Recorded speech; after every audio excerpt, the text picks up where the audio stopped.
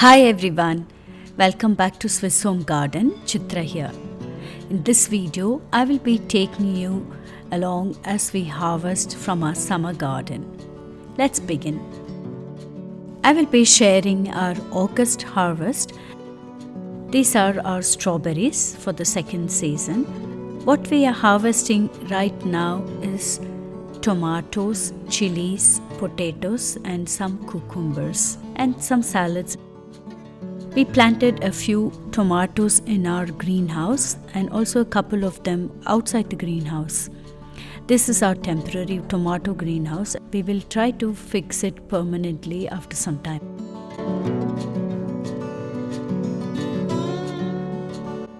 In spring, we had cultivated a lot of our heirloom tomatoes, but since we didn't have too much space, we did share it with our neighbors.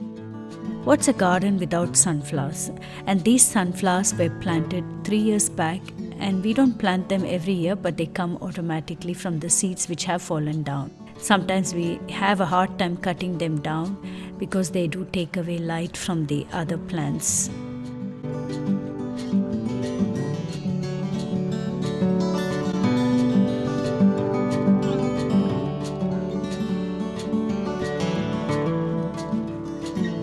This is how you pluck the tomato. Just move it around a little and then it comes out easily as soon as it's ripe. These are the watery varieties. We are left with just 2 varieties of tomatoes, and this particular round one is a little watery. So I will be canning a little, and since they are almost at the end of their life cycle, you can see that by these drying leaves. The tomatoes do taste sweeter than at the beginning of the season. This is the trick which many of the cultivators do. They let the tomato kind of freeze at night so that it gives out sweeter fruit.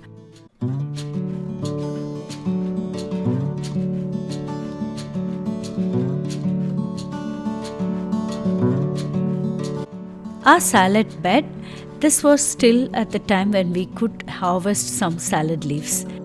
After this, in the last video, we let them flower and fruit on purpose to collect the seeds for next year. We are collecting as much of heirloom seeds as possible so that our plants can thrive even better, because they are used to this climate and to this particular soil, so they will do well next year.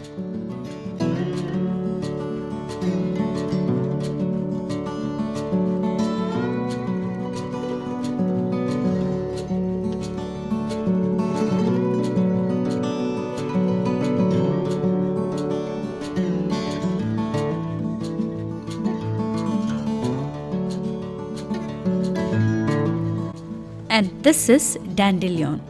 Dandelion grows wild and the cows love it very much in Switzerland. This is an excellent liver cleanser. Whenever our friend is visiting us, he likes to pick also dandelion and mix it into the other greens. So that's what he's plucking out. This was the harvest on this particular Sunday. I think it was on a Sunday when they just went picking together. These are our beans. We have only 2 varieties of beans. One is this bush beans, which he's plucking from down, and this is also called as French beans. And then we have the string beans, which we let it grow along this arch. The string beans are this purple variety, but when they are cooked, they turn lightish purple. They don't really retain the same color as when you're picking them. We didn't get a good harvest. Only a couple of these plants have survived. Usually we have a few of them and that I had enough to freeze too, but somehow this year there are not that many left. I usually flash freeze the beans, steam them shortly and then freeze them with ice cubes, and they lasted us till spring.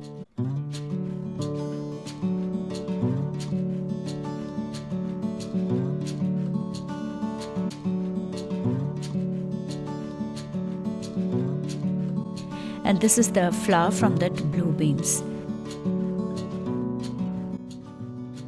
We chose a really hot hot day to harvest our onions, especially our onions, because once they're harvested, they have to lie on the ground and dry a little bit on the ground in direct sunshine.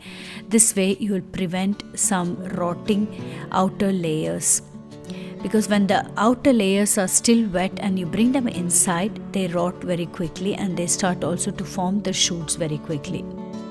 Often when I do get them in the supermarkets, they're not completely dry and they don't last that long. So we were lucky on this day. It was really hot that we could just leave them on the field for about 3 to 4 days and then take it inside. Nowadays, it's very hard to get my daughter to come to the garden and pull out stuff. She thinks it's dirty and muddy. There was a time when she took great joy in planting and playing with the soil, but now she's changing her tunes. So we had to bribe her to come.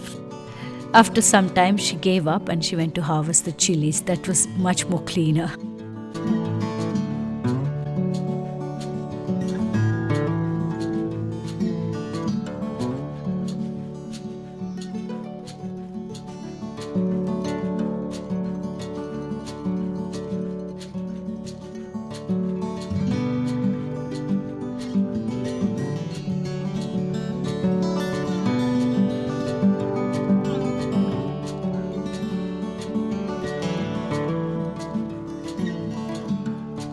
Here we are harvesting our potatoes. We had a few patches where we planted different varieties of potatoes, and we did a small little harvest in one of the smaller patches, and this is our main harvest.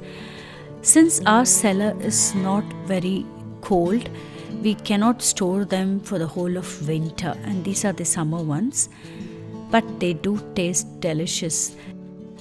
My daughter loves to have baked potatoes and French fries. I usually bake them. I don't deep fry the French fries.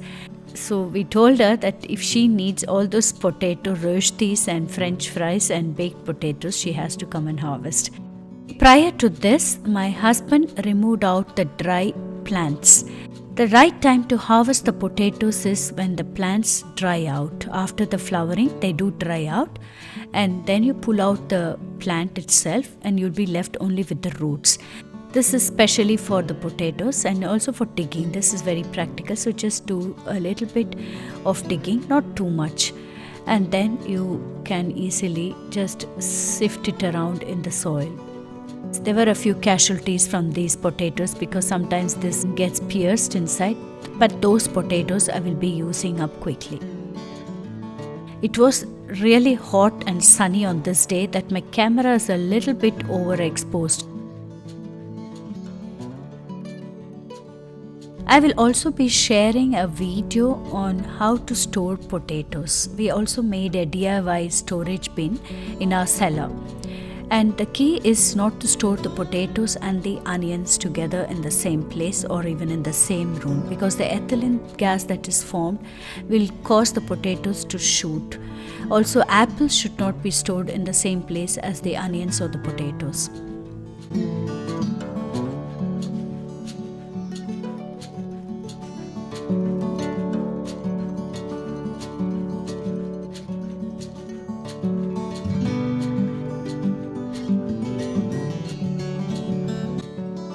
You see him bringing the whole harvest for that day. Now let's move on to the greenhouse.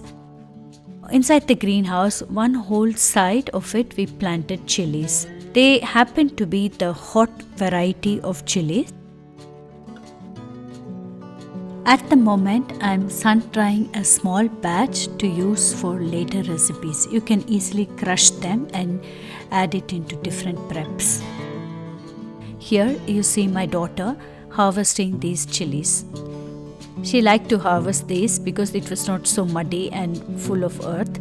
So she was helping a little bit to harvest the chilies and some of the fruit which is growing on the corner. That's called the physalis. I would love to grow a lot more physalis because this happens to be one of my favorite fruits. I have many favorites, but this particular one has a special taste.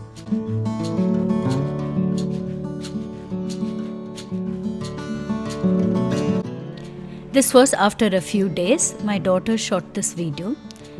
So what he's doing is removing out the dried outer skin of the onions before storing them into this box. We'll store them in the dark and leave it to air dry. The red variety was not very productive. We couldn't get that much of it, and frankly it is quite difficult to cultivate this red variety of onions, and that's the reason why they are also a little bit more pricier than these varieties. We also had a lot of cucumbers. After sharing with all our neighbors, we still had so much that I could ferment them and use them also in salads. Fermented cucumbers are an easy way to get probiotics into your diet. You can eat them as a snack or also as a side dish. This is the Nostrano variety. They have little thorns on the outer skin, but these are not really sharp thorns. You just can brush them off easily. They have a lot of water content and they are very fleshy. This spider happened to be in the salad bed, and this is a spider which is supposed to catch all the wasps, and we have a wasp infestation. With this, I end my video and harvest tour. I'm also including some clips here from my neighbor's roses and front yard. They have a really pretty front yard. Thank you for watching. If you're new to my channel, kindly subscribe. I post one new video every week on food from scratch, Swiss country living, gardening and natural recipes.